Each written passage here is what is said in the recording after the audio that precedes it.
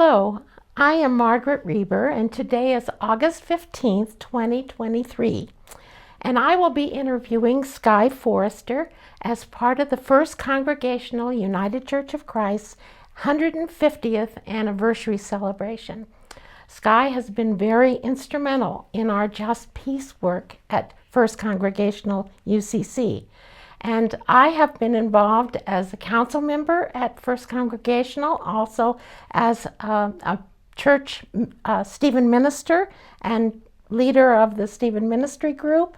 And I'm on the MG&O committee, and I have a great heart for peace and justice work. So being involved with the Just Peace efforts that started back in February of 2014, it is my pleasure today to be able to interview Skye Foerster and give you a semblance of the work that we put together in becoming a Just Peace church.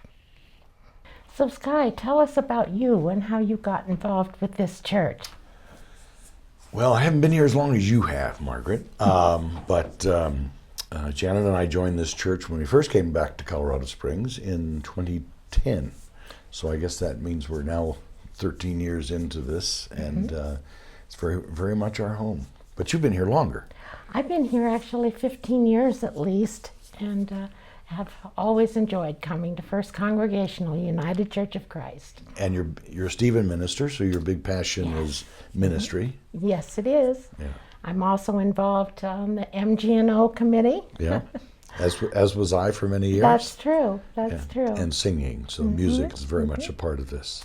Well, my singing days are kind of over, but it used to be a big part of what I did. But one of the things that you've been very much involved in this church, and it goes back to almost a decade, and that is the evolution of First Congregational Church as a Just Peace church. You were involved with Rich Law in the early days of that, and building the proclamation and getting us designated as a Just Peace church. Yes. But the question of the hour is, and what is Just Peace? Yes. Well, Just Peace was created in response to something that was created many years ago known as just war theory. So people who originated the Just Peace movement believed that if there could be a just war that justified violence and killings and call it just, then there can also be something called just peace, justifying support for peace, justice, and peace building. Actually, Just Peace is a special designation of the United Church of Christ denomination, and it gives UCC churches a proud public identity based on their quest for peace and peace building. Our vision of peace and peace building begins with us, and then it moves out into our homes, our neighborhoods, our churches, the whole world. But our adoption of our Just Peace doesn't mean that we have it all figured out. Oh no. Our Just Peace proclamation or public statement is what we hope to achieve, what we hope to live up to. It's a way of living that respects others and respects all of creation and seeks to create an environment where we can all live to our full potential. So with God's help, the Just Peace ministry, as well as members of our congregation, continually seek to fulfill this vision. This proclamation, in which you were very much involved in drafting, and I remember those days, was a lot of concern that did this mean, and particularly your contrast with just war theory, does this mean that we have become a pacifist church? And the answer to that is no, not in the sense that many of us would understand pacifism. No. Many people in this congregation have made their careers in the defense industry and military service. So, and when one reads the proclamation, which everyone in the church should, it really is about process. It's not about pacifism. It's not about social justice issues, although that's in there, and we'll come to talk about that shortly. But when we talk about process and just peace, what do we mean by that? What do you mean by that? I think it has to do with, it all starts with us, but what does it look like? Well, actually, my husband and I used to go target shooting, just something we did for fun. And of course, I grew up in communities where hunting and so forth was part of the livelihood. And of course, I continue to support that. I think it's the violence that has impacted our schools, our churches, and our children that has become so problematic. But I want to talk a minute about the how. It was actually former pastors, Ben Broadbent and Jacque Franklin, who gave the encouragement and the incentive for our committee to begin doing this work. And so actually started, would you believe, in February of 2014. And that is when, under the capable leadership of Rich Law, a committee of friends, Stephen ministers and friends of the church, gathered in Rich's house to begin to discuss the prospect of our church becoming a Just Peace church. We wanted to see focus on peace and peace building.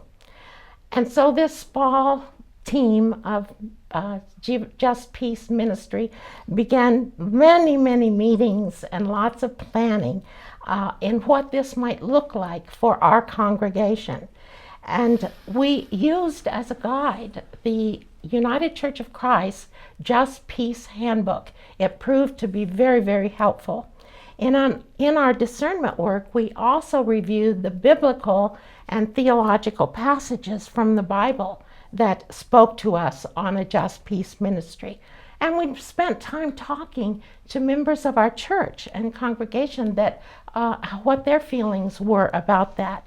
So the Just Peace pronouncement doesn't really mention specific issues or causes. Why is that, Sky?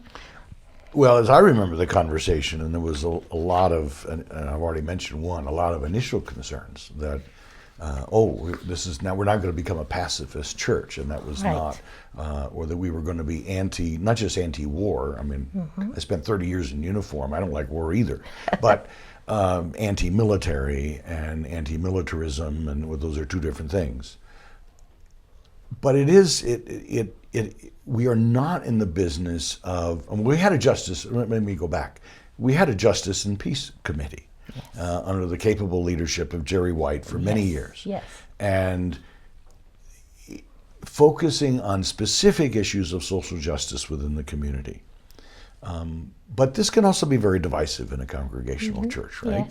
Yes. You know better than I that, unless the congregation is willing to put its name to something, then we can stand up. You can stand up and say something. I can stand up and say something. I can write a letter to the editor.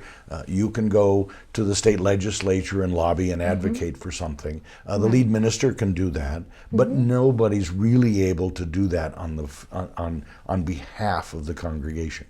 And when we had a Justice and Peace Committee, particularly on issues involving our open and affirming position, the church was very active and very vocal. But when it got outside of that sphere, we really couldn't. So to have put that burden on a pronouncement, as I remember those conversations, the pronouncement talks about the need to stand up on broad issues of social justice, and we do. But this wasn't initially about being an advocacy organization and lobbying organization on specific social justices, social issues. I suspect it probably would have torn the church apart. Yes. And back to what you were talking about is the internal deliberations, what we do within ourselves, how we in the church deal with these issues. It was kind of like that was the a priori requirement. That before we begin to speak out about very contentious issues, we need to be able to talk with each other about those very contentious issues. And I don't know, do you think we've succeeded in that? So you really see Just Peace playing out in this church, involving the entire congregation's input Oh, it has to. It has to. Yes. I mean, I used to be an Episcopalian in which everything was driven by bishops, and without even knowing what a congregational church was, I came to Colorado Springs saying I've had enough bishops, and so I liked the idea of congregational governance. As a political scientist, that's what I think about as governance. But that, I should say, limits our ability to speak with one voice, because we have to have the input from everyone in the voice, in shaping that voice. And we have to be, which means, goes back to the initial purpose of Just Peace, that before we get to that, we have to be able to talk to each other about these things, and not have a handful of people deciding what everyone else should believe, or assuming that everyone should believe that. As you're pointing out, we are a congregational church, aren't we? Right. And so we get to decide. Well, next I'd like to focus on the UCC resources and the theological and biblical Well, that was what I was going to ask you about, because how is this connected to the UCC? Because, I mean, you said there was a UCC handbook for Just Peace. Right. And I know the UCC network, I mean, it isn't hierarchical, has a lot of resources that churches can take advantage of or not take advantage of. That's what I want to speak talk to about now. Yes. Just Peace, as I've said, is a special designation of the United Church of Christ denomination. It provides a proud public identity for us when we became designate ourselves as a Just Peace church. And this Just Peace handbook was originated by the United Church of Christ.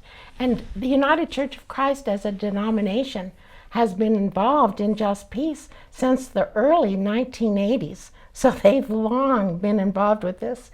It became the first Christian denomination to declare itself a Just Peace church, the first. And it has the shared hope that in Jesus all things are possible.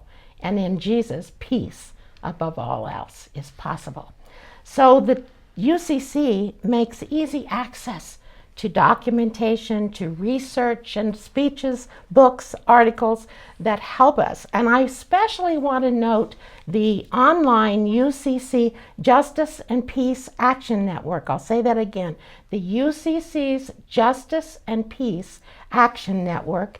And it provides direction for UCC churches like ours across the United States. And with just a click on your computer, you can notify your senators and representatives on what the United Church of Christ stance is on peace and peace-building efforts. Doesn't tell you how to vote, it just tells you the denomination's stand on peace and justice. Now, last time I looked, we're not allowed to tell people how to vote. That's right, and that's a good thing. It is indeed. I'm very thankful for that.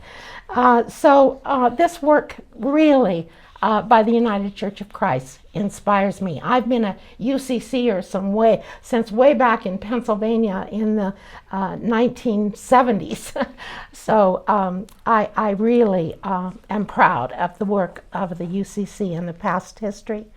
So I'd like to talk about the biblical background a little bit. Sure, Is that please. Okay? Sure. We all know that we have a covenant with God. That is found in the Old Testament and is part of our Sunday school teaching from way back. Some of the grounding of scripture and principle was reviewed by our early Just Peace committee. It's grounded, Just Peace is grounded in covenant relationship.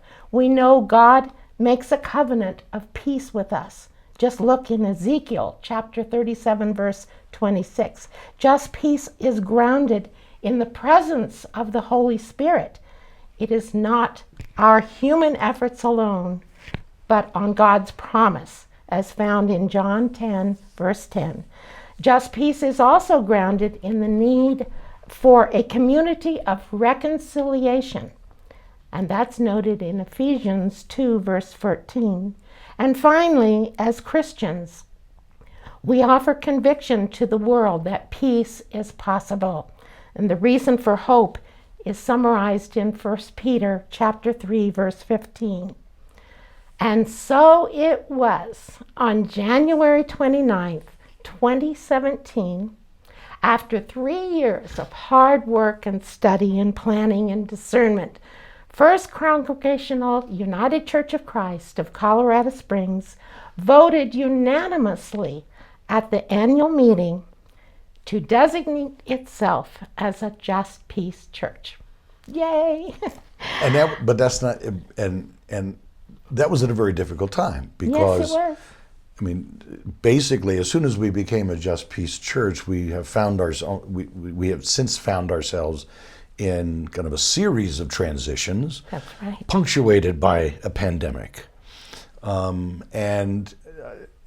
Briefly, do you think that in that interregnum we were able to actually work out some of the principles of Just Peace in our own internal conflicts, tensions, Yes. deliberations? Isn't it amazing, Sky, how God works? Yeah. And I could see God at work with our church in learning how to talk to each other and how to discuss challenging issues. Right. And learning how to do it respectfully that fulfills God's promise for us. It was a great thing to be a part of. It really was. And I was on church council at that time, and it, it was wonderful to trust in God and know that God was at the helm.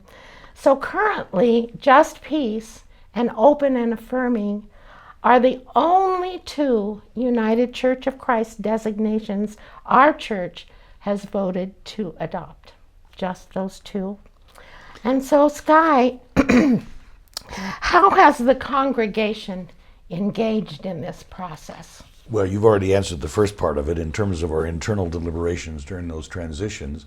Once we found ourselves in the middle of COVID and we weren't engaging with each other, there was an effort under Joe Robinson's leadership to, I don't want to say resuscitate Just Peace, but to give it some more traction. Yes. And in many people's view, Just Peace had become an internal processing vehicle, and we hadn't really done anything about the issues. That's right. So the first thing we did in early 2021 was survey the congregation.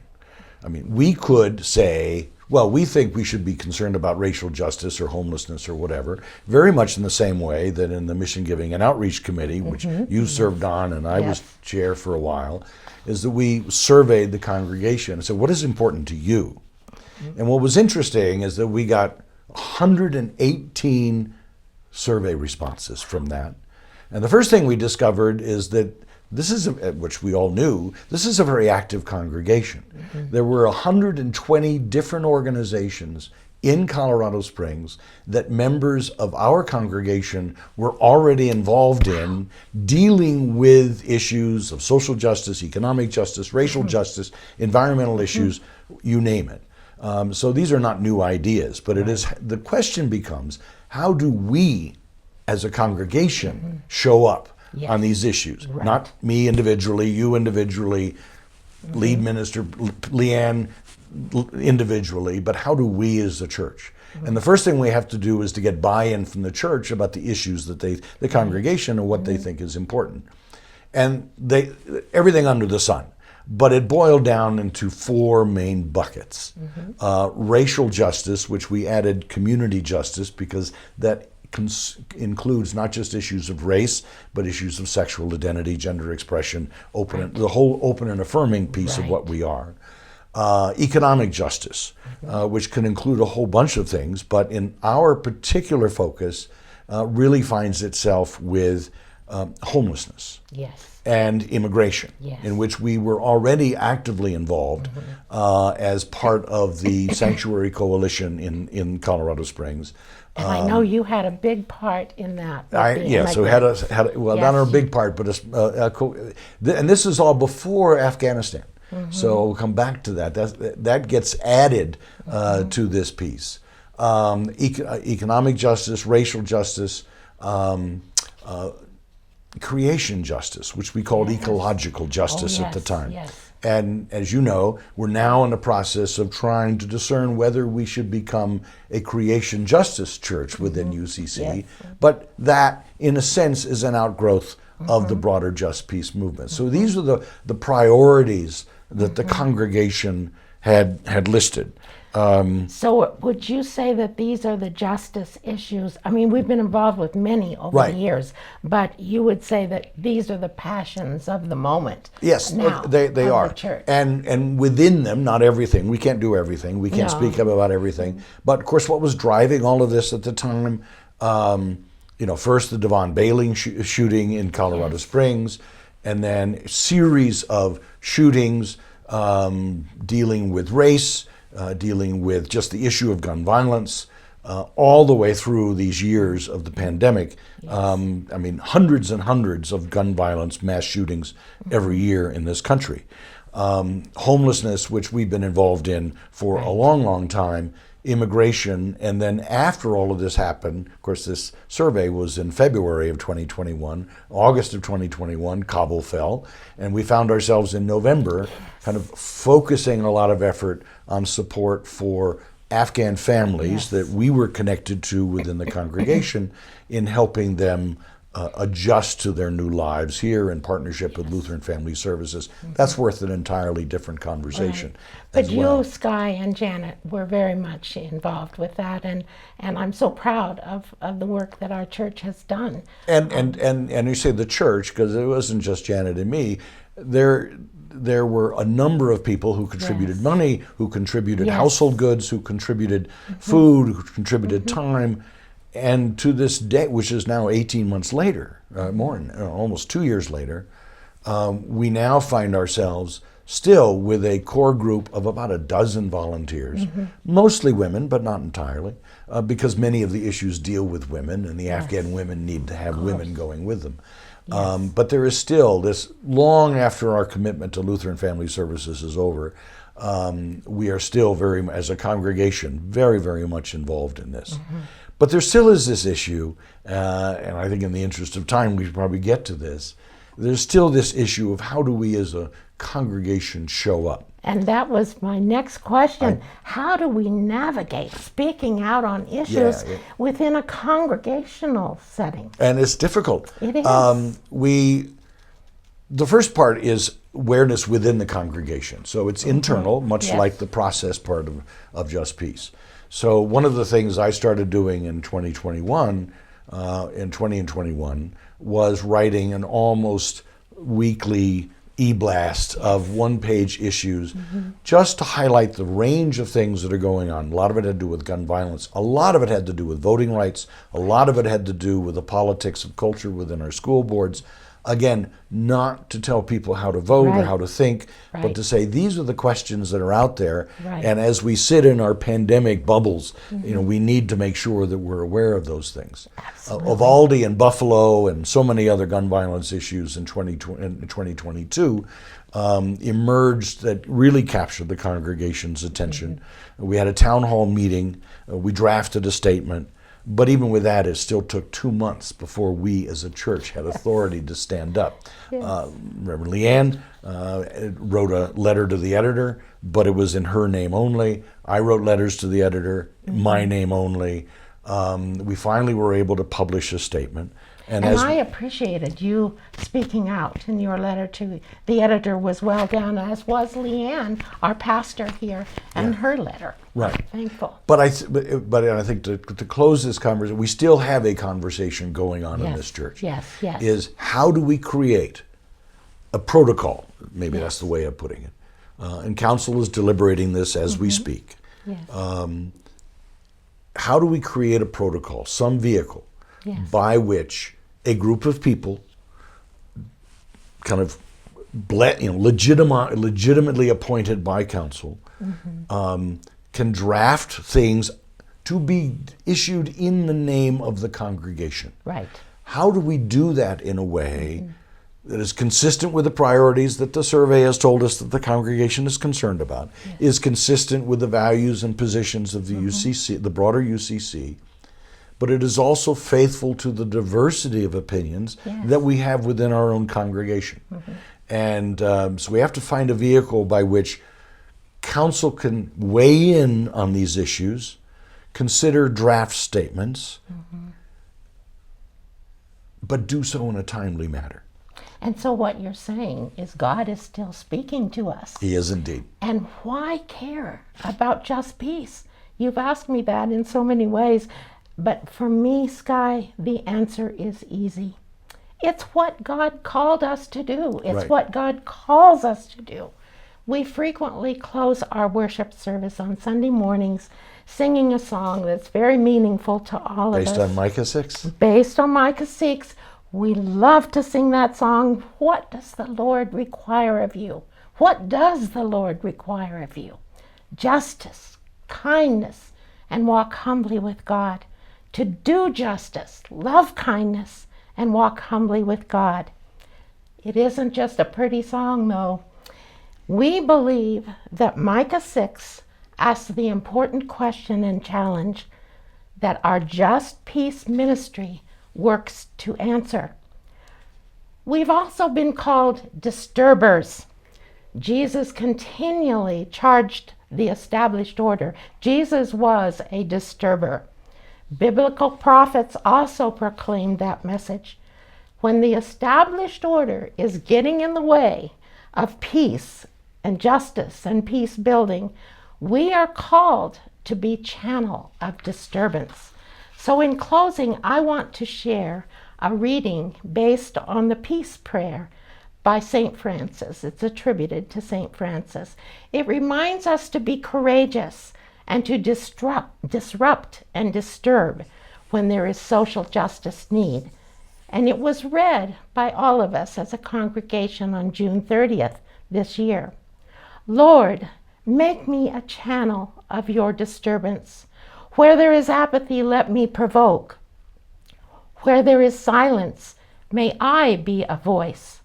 Where there is too much comfort and too little action, great disruption. Grant us disruption. Where there are doors closed and hearts locked, grant me the willingness to listen.